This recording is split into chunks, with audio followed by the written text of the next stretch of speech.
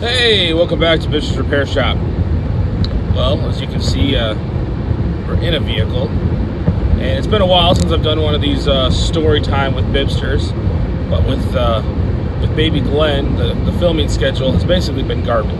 Has been not garbage, but hasn't been there because, well, here's the options. I can either A, hang out with my new son, or go out in the garage and work on something. Well, right now, A is always winning because, well, what else, you know, priorities, hang out with new son, work on some garbage in the garage, maybe I can't even put it in the view of where it would be at.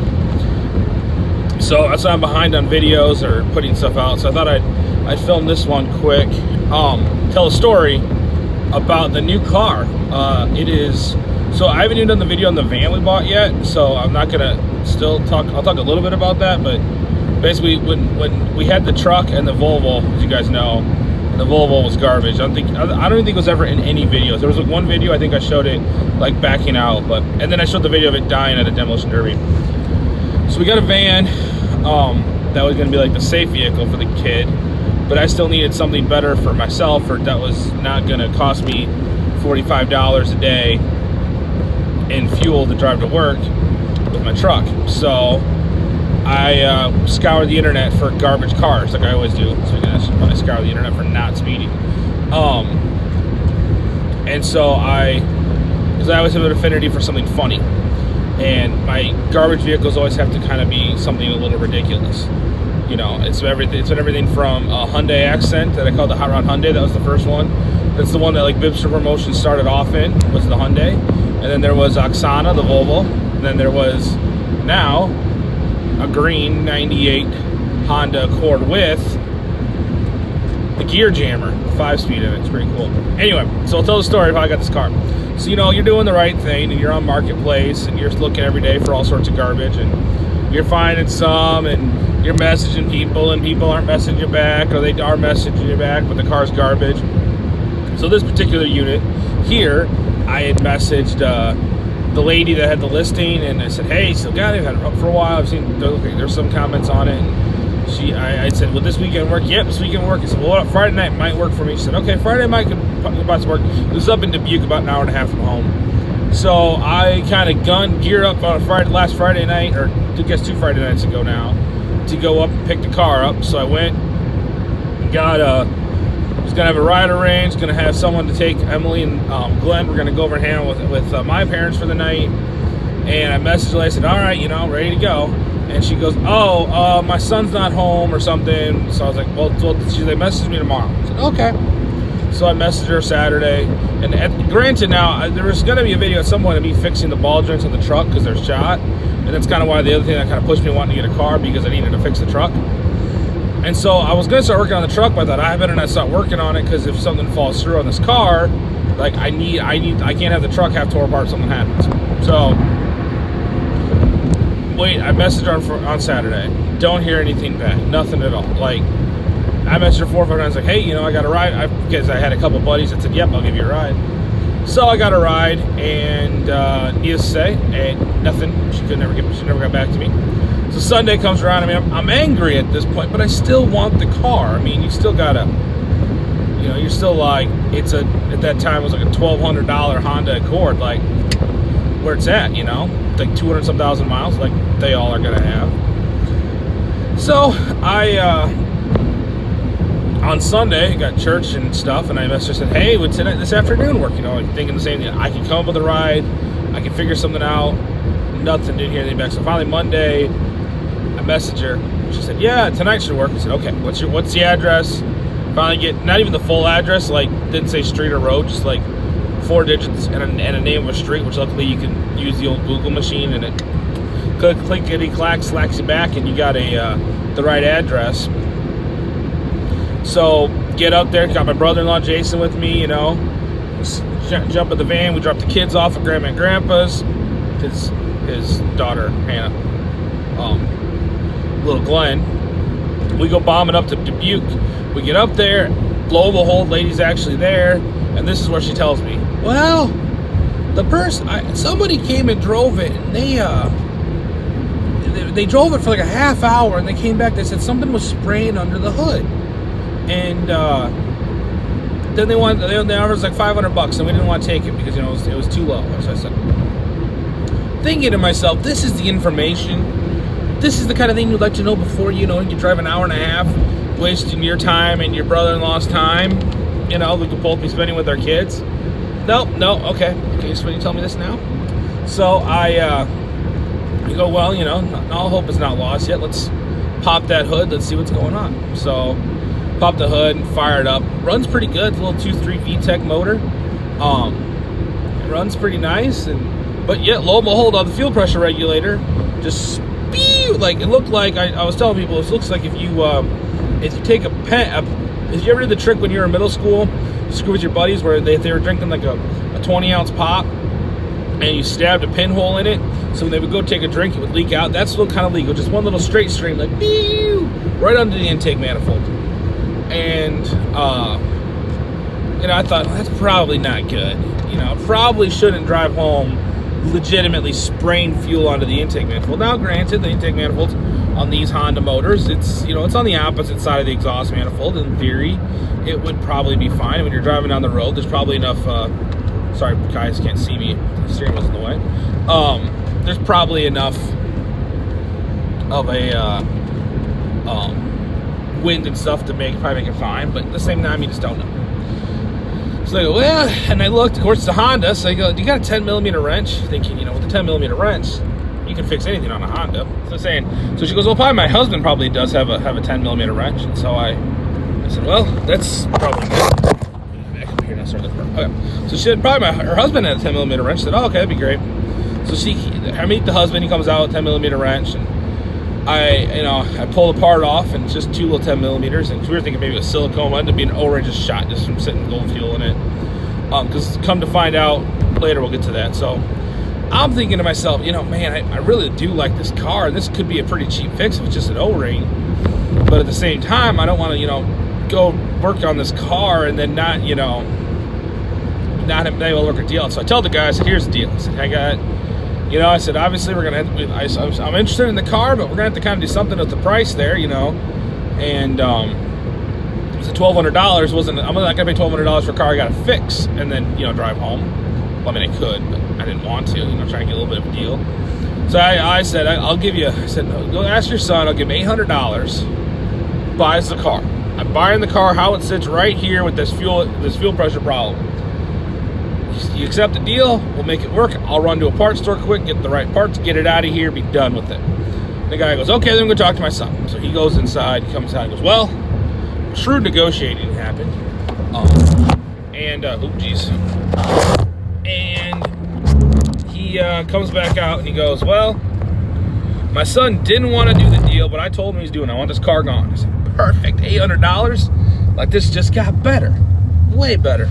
I'm thinking, you know, we'll go, I mean, heck, with as much as it was actually leaking, I was probably going to just fire it up, drive it across town, and then, or go get the part with the van and then fix it, you know. Well, so the guy comes out with the title. This is where, and I had messaged the lady, my brother-in-law, he had the insight. He goes, hey, you should message her and ask her if she's got the title. And so I said, you got the title? I said, yeah, I think so. Just didn't even see that message until we got there. Should have been a sign. Guy pulls the title out, and of course they had told me the whole time that they'd bought this car and their son just couldn't figure out how to drive a stick, and so they just sat, you know, sat for a couple of years. They'd owned it for a couple of years, but just sat, you know. So I was like, okay, well, I definitely know how long it sat because the title they had signed and dated it, but never did anything with. So it was signed and dated in 2018. And so I look at it, I'm like, dude, I can't do anything with this title. Like, I know we've talked about price, but. And he's like, well, I can go down to the courthouse. I'm like, well, I'm an hour and a half away. He didn't realize how far away I was. And he goes, well, I'll do it tomorrow. Okay. So I know, kind of as my insurance policy, I said, well, I'm going to take that part that's broke so I can get the right one. Also, so you don't try and sell it out from underneath me or something. You know, it's like I already invested one trip up here. So we drive back home. I take the fuel pressure regulator with me. It's kind of a funny story, you know. I'm thinking if nothing happens with this, I gotta it'll be a good story for you guys. Hopefully it'll make some good content at least out of it. And so Tuesday comes around, nothing. Or no, he couldn't get to the courthouse, had to work. So Wednesday, I messaged him. He goes, yeah, I got to the courthouse. There's an issue with the title, but I should have figured it out. So I'm thinking, here we go. Nope. He said, I got the title in hand. Come get the car tonight before I junk it. Like, he was just tired of looking at it. I said, okay. So we go down. We do the same thing. Drop both his daughter, my son off at Grandma and Grandpa's house, or with our wives. And then we take off up north again. We got some tools. We got the new parts. We're gun-ho ready to go. Now, the van that we got, there's a little bit, I think the brakes are probably, I'm assuming that probably needs, one at the front and rear need to get replaced, not because it's making noise, but the brake fluid just a little bit lower. You know how like when the more brake fluid goes into the system. So the brake light, if you were sitting at a weird angle, once in a while it's kind of flickering you. So well, I don't want that flickering and freaking somebody out. So I just put a little bit of brake fluid in there, so I took it with me. Good sign. We'll get to that foreshadowing in a minute.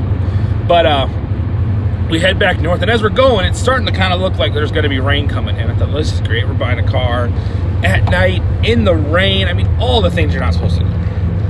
We get up to Dubuque, and now it's kind of just starting to sprinkle a little bit. Get the title works. He set off. I gave him 800 bones. He gave me the title that was new and fresh and exciting and ready to go. I signed the title over, or we got the title signed over. I go, all right, let's go fix the car.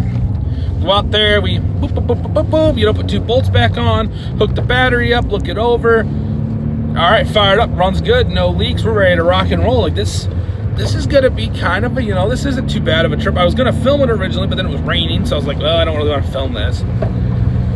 So it's a manual, so the e-brake's on, so I fired it up, and when I had fired it up Monday, I never touched any of the pedals, stupidly.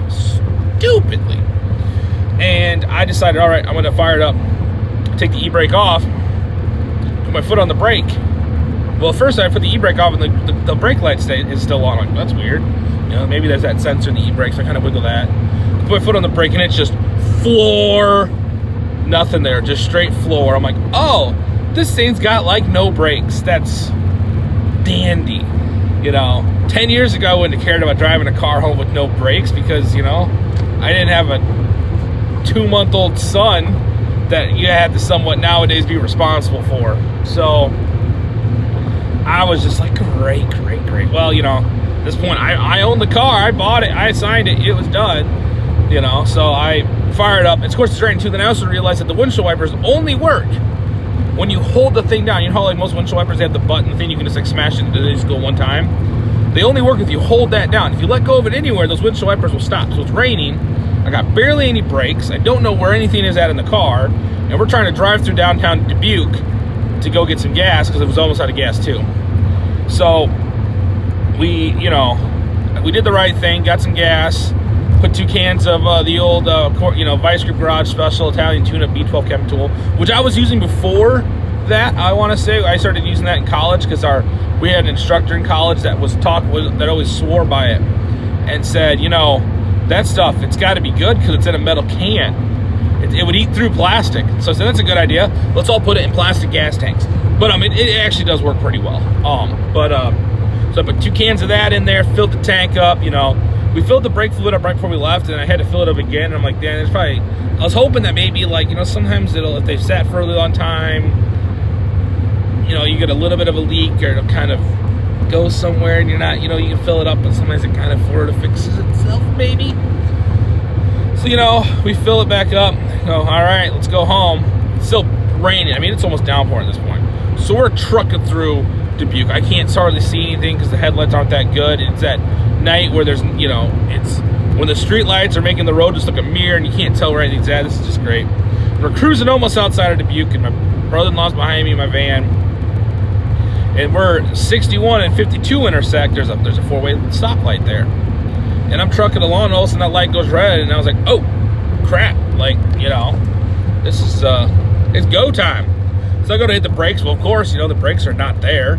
So the brake pedal to the floor, and I'm flying. I'm still going like 45 miles an hour. I'm like, crap. This is going to be bad. I am going to I'm going to crash this car. I'm going to fly through this intersection and smoke, which the other lights, I still probably could have gone because they'd just gone red. There was no one coming through the intersection. But I thought, what am I going to do? Well, as every genius will do, you remember, oh yeah, you're in a manual. There's this lever right next to you that you give that thing a pull and you're probably going to not be moving anymore. So I do the right thing while it's raining with junk back tires. I just go full 110% on that e-brake, and I whip that thing up. Those back tires lock up, and that car, it goes going straight 90 degrees straight sideways, and I'm turning it in and feathering the e-brake trying to get it stopped. And I got that thing stopped, and at about a 15-degree off pitch angle, right about before the crosswalk signs. I mean, I had stopped in the way, or I had stopped in my lane safely after going straight 90, and all the cars around just whoop, fleeing away. And I'm like sitting there going, oh, this is bad. This is bad. This is bad. Because you got to remember too that the windshield wipers don't work. It's pouring down rain. So when you're driving, it's stick shift. So every time you got to shift, your right hand is the one holding the windshield wipers down, so they keep working. So every time you go to shift, the windshield wipers stop. And remember, they don't go park. They stop anywhere. So they can stop right in front of your face. So it is just, you know, after that, I'm just like going, oh my gosh, this is bad. This is bad. This is bad. This is bad. Like, we should probably just call this. We should just, you know, come up with a better plan. Nope. We ended up, once we got on the highway, about 5 or 6 miles south of Dubuque there, the rain stopped, and then the thing drives great. There's no wiggles, there's no shakes. The brake line to the left rear tire is shot. So I did the right thing because it's corroded into the cylinder itself. So, you know, I did the right thing and just plugged that off, because, you know, you don't need that, you don't need all the brakes. But for the time being, until I gotta get a wheel cylinder for it and fix it the right way. But it's not leaking anymore. It drives great. Put probably almost 400 miles on the car already. So yeah, I thought you guys would like the story of the Honda Civic. When I get out of the car here, I'll give you a quick walk around. You should like it. All right, we'll talk to you in a minute, or we'll see you on the next one. Bye.